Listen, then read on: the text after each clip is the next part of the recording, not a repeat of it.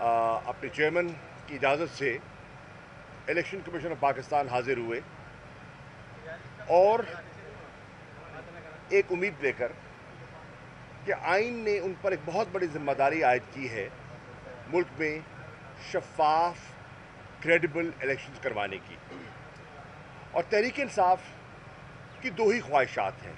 एक, मुल्क में इंतखाबात हों, क्योंकि हम समझते हैं कि मुल्क इस भंवर से, इस दलदल से निकल ही सकता है इंतखाबात के ज़रिए।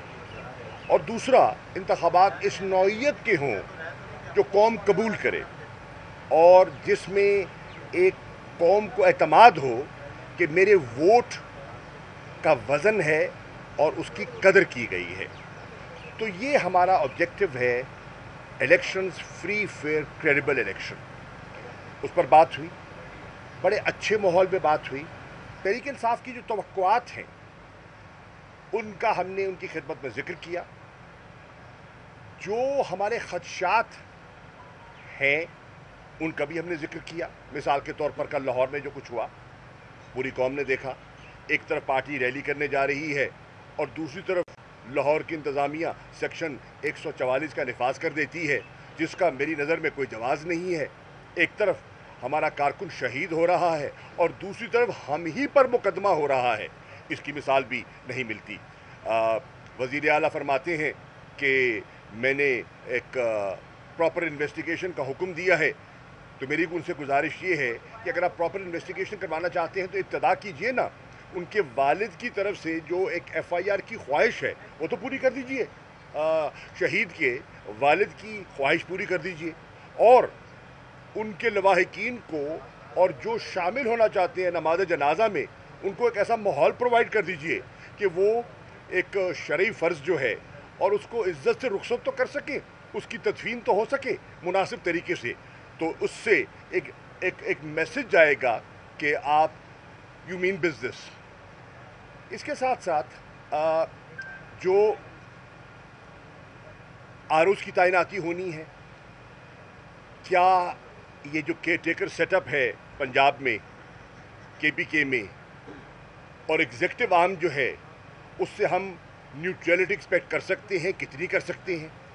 क्या जुडिशरी से होने चाहिए?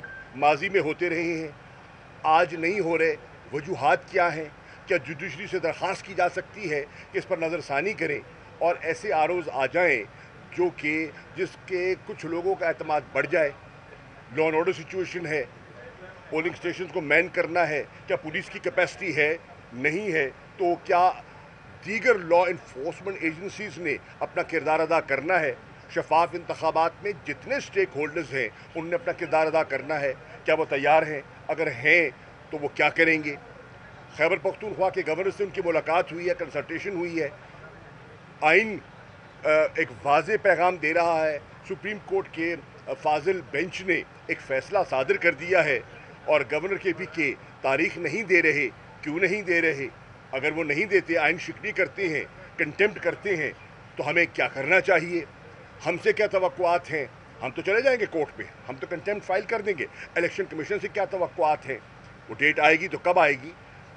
ये बहुत सी इश्यूज़ पर हमने तबादला ख्याल किया।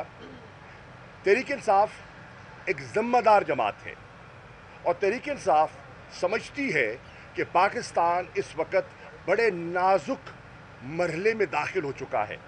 बड़ी मुश्किलात का हमें सामना है। हमें माशी सूरत हाल आपके सामने है, हमारे इदारों की जो सेहत है वो आपके सामने है।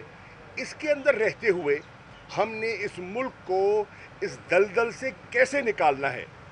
इमरान खान की सरबराही में और उनकी हिदायत पर हम पाकिस्तान को अव्वलियत देते हुए और पाकिस्तान की आवाम की ख्वाहिश को सामने रखते हुए, जिसकी 71% आवाम कहती है फौरी शफाफ इलेक्शन, हम उस जज्बे के साथ इंगेज करने आए हैं। और मुझे अपनी बात ख़त्म करना हूँ कहते हुए कि जो आज नशिस्त हुई है बड़े अच्छे माहौल में हुई है, बड़े तहम्मुल से उन्होंने हमारी बात सुनी है।